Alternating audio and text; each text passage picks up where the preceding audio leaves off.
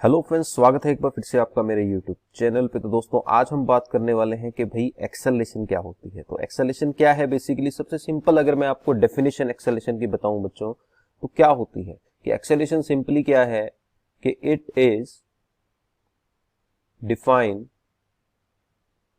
As the change in velocity of an object with respect to time। ठीक है, कि किसी ऑब्जेक्ट की वेलोसिटी में कितना चेंज आ रहा है किसी पर्टिकुलर टाइम इंटरवल में, उसे हम क्या बोलते हैं बच्चों, एक्सेलरेशन बोलते हैं। यानी कि अगर मैं इसका फॉर्मूला लिखूं एक्सेलरेशन का, तो क्या बनता है कि एक्सेलरेशन बेसिकली क्या है कि भाई वेलोसिटी में कितना चेंज आया किसी ऑब्जेक्ट की, और ये जो चेंज आया है ये कितने समय में आया है, कितने टाइम में आया है, दैट इज कॉल्ड एक्सेलरेशन के change in velocity with respect to time.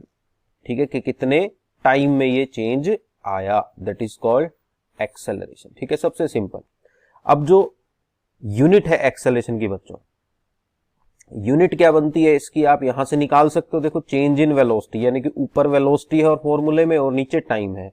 अब आपको पता है जो वेलोसिटी होती है उसकी यूनिट होती है मीटर पर सेकंड, और टाइम की यूनिट होती है सेकंड। यहां पे अगर मैं पुट करता हूं तो मीटर पर सेकंड वेलोसिटी की यूनिट और टाइम की यूनिट सेकंड, तो यहां से आपको यूनिट मिल जाती है बच्चों मीटर पर सेकंड स्क्वायर। क्या मिल जाती है यूनिट?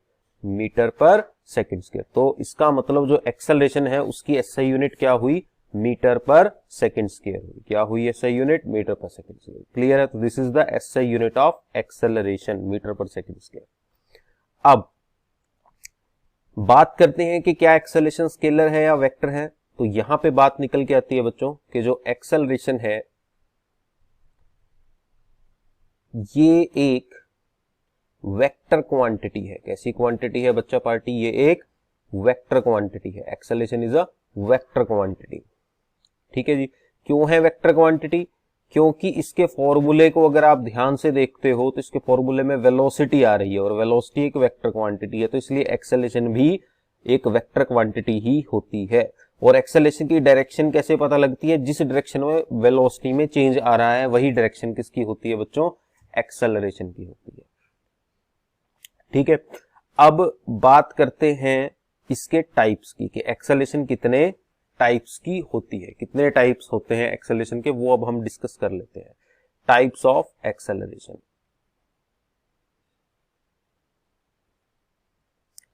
तो बच्चों, सबसे पहले नंबर पे हमारे पास आती है यूनिफॉर्म एक्सेलरेशन। कौन सी एक्सेलरेशन? Uniform acceleration. अब यूनिफॉर्म एक्सेलरेशन क्या है बच्चों? यूनिफॉर्म एक्सेलरेशन एक ऐसी एक्सेलरेशन है जिसमें इक्वल टाइम में इक्वल चेंज आए वेलोसिटी में। क्योंकि देखो इसमें वर्ड आ रहा है ना यूनिफॉर्म, यूनिफॉर्म का मतलब होता है एक जैसा। तो यूनिफॉर्म एक्सेलरेशन को मैं कैसे डिफाइन कर सकता हूं कि the acceleration is set to be uniform if there is equal change in velocity in equal interval of time, equal interval of time. कि अगर इक्वल टाइम में वेलोसिटी में बच्चों इक्वल चेंज आए तो ऐसी एक्सेलरेशन क्या कहलाती है? यूनिफॉर्म एक्सेलरेशन कहलाती है। जैसे मैं अभी आपको एक एग्जांपल देता हूं यूनिफॉर्म एक्सेलरेशन का, कि मान लिया एक रोड है, ये इस रोड पे एक गाड़ी जा रही है, ये कोई गाड़ी है जो इस रोड पे चल रही है बच्चों।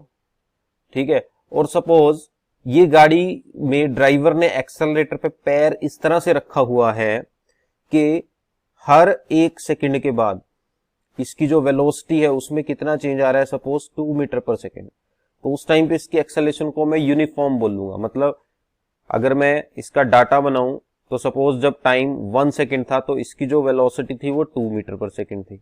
जैसे टाइम 2 सेकंड हुआ तो 2 और इंक्रीज होगी, 4 हो गई। 3 सेकंड हुआ तो 6 हो गई, 4 सेकंड हुआ तो 8 हो गई, 5 सेकंड हुआ टाइम तो 10 हो गई। तो हर बार जो चेंज आ रहा है वेलोसिटी में इक्वल टाइम इंटरवल में वो इक्वल आ रहा है, मतलब हर सेकंड में वेलोसिटी कितनी बढ़ रही है, 2 मीटर। तो यहां पे ये चीज क्लियर हो रही है बच्चों, ठीक है। तो दिस इज यूनिफॉर्म एक्सेलरेशन। इसके बाद आपके पास आ जाती है नॉन यूनिफॉर्म एक्सेलरेशन दूसरे नंबर पे, ठीक है। क्या आ जाती है, नॉन यूनिफॉर्म एक्सेलरेशन। इसे नॉन यूनिफॉर्म एक्सेलरेशन भी बोल देते हैं और वेरिएबल एक्सेलरेशन भी बोल देते हैं बच्चों। इसे यूनिफॉर्म, नॉन यूनिफॉर्म एक्सेलरेशन या वेरिएबल एक्सेलरेशन भी कहा जाता है। तो नॉन यूनिफॉर्म एक्सेलरेशन या वेरिएबल एक्सेलरेशन क्या है, जिसमें अनइक्वल चेंज आए, unequal change in velocity in equal interval of time, equal interval of time, कि जिसमें इक्वल इंटरवल ऑफ टाइम में वेलोसिटी में इक्वल चेंज नहीं आता, अनइक्वल चेंज आता है, तो उसे बोलते हैं non uniform acceleration.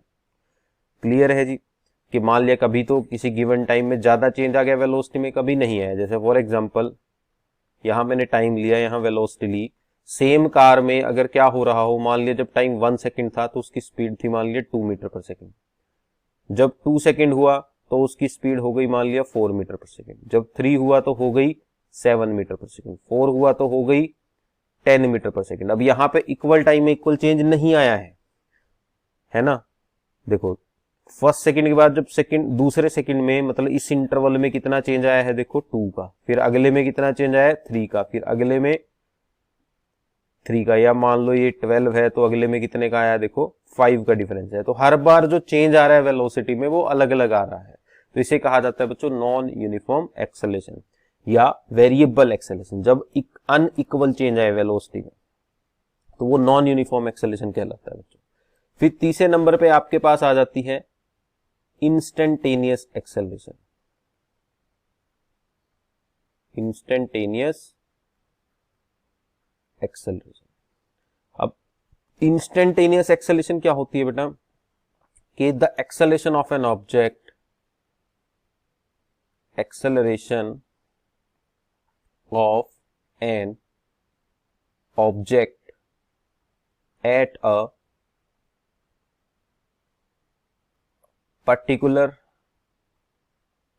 Instant of time, ठीक है। कि किसी भी पर्टिकुलर टाइम पे जो एक्सेलरेशन होगी किसी ऑब्जेक्ट की उसे कहा जाता है इंस्टेंटेनियस एक्सेलरेशन। मतलब किसी भी पर्टिकुलर टाइम पे, जैसे मान लिया ये कोई गाड़ी जा रही है इस तरह से, किसी टाइम पे यहां थी गाड़ी, तो ऑन द स्पॉट इस पर्टिकुलर टाइम पे जो इसकी एक्सेलरेशन होगी उसे बोलूंगा मैं इस टाइम की इंस्टेंटेनियस एक्सेलरेशन। क्लियर है। अब ये निकलती कैसे है, कि मान लिया किसी भी पॉइंट पे अगर मुझे इंस्टेंटेनियस एक्सेलरेशन निकालनी है तो मैं उसको कैसे कैलकुलेट करूंगा, कि सपोज किसी गाड़ी में कितना चेंज आया वेलोसिटी में डेल्टा वी, और कितने टाइम में आया, सपोज ये small time interval delta T में, तो इंस्टेंटेनियस एक्सेलरेशन कैसे निकलेगी, जो चेंज इन वेलोसिटी आया है बटे जो टाइम इंटरवल था। अब क्योंकि यहां पे इंस्टेंटेनियस वेलोसिटी है तो एक पर्टिकुलर टाइम पे होगी, तो टाइम इंटरवल लगभग क्या होना चाहिए, 0। तो यहां पे एक लिमिट लग जाती है कि डेल्टा टी टेंड्स टू 0। तो यहां से इसको अगर हम सॉल्व करते हैं तो ये हमारे पास बन जाता है dv बाय dt। यानी कि अगर कभी भी बच्चों आपको इंस्टेंटेनियस एक्सेलरेशन निकालनी हो तो आप सिंपली क्या करोगे, टाइम डेरिवेटिव लोगे वेलोसिटी का। क्या लोगे, टाइम डेरिवेटिव ऑफ वेलोसिटी। मतलब वेलोसिटी को विद रिस्पेक्ट टू टाइम आप डिफरेंशिएट करोगे। डी बाई डी टी समझते हो ना, डेरिवेटिव को रिप्रेजेंट करता है, यानी कि D V by D T represent कर रहा है, डेरिवेशन ऑफ, या कह लो derivative of velocity with respect to time. अब फर्दर इसको थोड़ा सा आप डिस्प्लेसमेंट की टर्म्स में भी लिख सकते हो। अब आपके पास फॉर्मूला आ गया एक्सेलरेशन का डीवी बाय डी, लेकिन आपको पता है कि इंस्टेंटेनियस वेलोसिटी होती है dx by dt, rate of change of displacement with respect to time. तो ये चीज अगर यहां रख दी जाए तो आपकी एक्सेलरेशन बन जाती है d बाय dt, और वेलोसिटी यहां पे आ जाएगी dx बाय dt। इसको सॉल्व करोगे तो आपकी एक्सेलरेशन बच्चों बन जाती है d square x by dt square. So this is your acceleration. ठीक है जी, ये डिस्प्लेसमेंट की टर्म में है, इंस्टेंटेनियस एक्सेलरेशन। तो ये दोनों फॉर्मूले आपको याद रखने हैं। वेलोसिटी की टर्म में इंस्टेंटेनियस एक्सेलरेशन आती है dv बाई dt, और डिस्प्लेसमेंट की टर्म्स में जो एक्सेलरेशन है वो आती है आपकी d square x by dt square, यानी कि double derivative of displacement. Clear है जी। इंस्टेंटेनियस एक्सेलरेशन के बाद फोर्थ नंबर पे बच्चों हमारे पास लास्ट आती है एवरेज एक्सेलरेशन। एवरेज एक्सेलरेशन होती है बेसिकली कि total change in velocity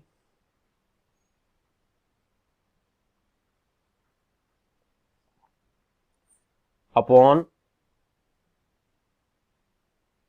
total time. ठीक है, कि टोटल कितना चेंज आया वेलोसिटी में अपॉन टोटल कितना time, that is called average velocity. जैसे कि मान लिया किसी ऑब्जेक्ट की वेलोसिटी v1 थी टाइम t1 पे, और वेलोसिटी v2 हो गई है टाइम t2 पे, तो टोटल कितना चेंज आया है वेलोसिटी में, final velocity minus initial velocity upon time कितना है t2 माइनस t1। तो ये जो रेशियो है बेटा ये आपकी रिप्रेजेंट करती है एवरेज एक्सेलरेशन को। किसको रिप्रेजेंट करती है? ये एवरेज एक्सेलरेशन को रिप्रेजेंट करती है। क्लियर है जी। इसके अलावा हमारी वेलोसिटी बढ़ रही है या घट रही है, उसके हिसाब से भी एक्सेलरेशन दो तरह की है। जैसे कि एक होती है पॉजिटिव एक्सेलरेशन और एक होती है नेगेटिव एक्सेलरेशन। अब भाई पॉजिटिव एक्सेलरेशन क्या होती है बेटा, कि अगर वेलोसिटी बढ़ रही हो किसी ऑब्जेक्ट की तो एक्सेलरेशन पॉजिटिव होती है, कि if velocity is increasing, velocity is increasing, तो आपको याद रखना है अगर किसी चीज की वेलोसिटी बढ़ रही है तो वो पॉजिटिव एक्सेलरेशन है। जैसे फॉर एग्जांपल आप गाड़ी चला रहे हो और आपने गाड़ी के एक्सेलरेटर पे पैर रखा हुआ है, तो गाड़ी की स्पीड बढ़ती जा रही है बढ़ती जा रही है बढ़ती जा रही है, तो वो पॉजिटिव एक्सेलरेशन का एग्जांपल है। सिमिलरली नेगेटिव एक्सेलरेशन क्या होती है, कि इफ वेलोसिटी इज डिक्रीजिंग, कि अगर वेलोसिटी क्या हो रही हो, डिक्रीज हो रही हो, घट रही हो, कि पहले वेलोसिटी ज्यादा थी लेकिन अब वेलोसिटी कम होती जा रही है। जैसे फॉर एग्जांपल आप गाड़ी चला रहे हो और आप क्या लगाते हो, ब्रेक लगाते हो, तो जब आप ब्रेक से अप्लाई करते हो तो गाड़ी धीरे धीरे धीरे धीरे रुक जाती है, तो वो नेगेटिव एक्सेलरेशन का एग्जांपल हो, क्योंकि स्पीड धीरे धीरे धीरे धीरे कम हो रही है। क्लियर है जी, समझ में आ गया यहां तक। तो ये थी हमारी नेगेटिव एक्सेलरेशन। तो ये थी आज की वीडियो, उम्मीद है आपको समझ में आया। आज हमने डिस्कस किया एक्सेलरेशन के बारे में कि भाई एक्सेलरेशन क्या होती है, फिर हमने इसके डिफरेंट टाइप्स भी डिस्कस किए। तो अगर वीडियो अच्छी लगी तो भाई वीडियो को लाइक जरूर करें, अगर चैनल पे नए हो तो चैनल को सब्सक्राइब जरूर करें। मिलते हैं नेक्स्ट वीडियो में, तब तक के लिए अपना ध्यान रखें, बाय।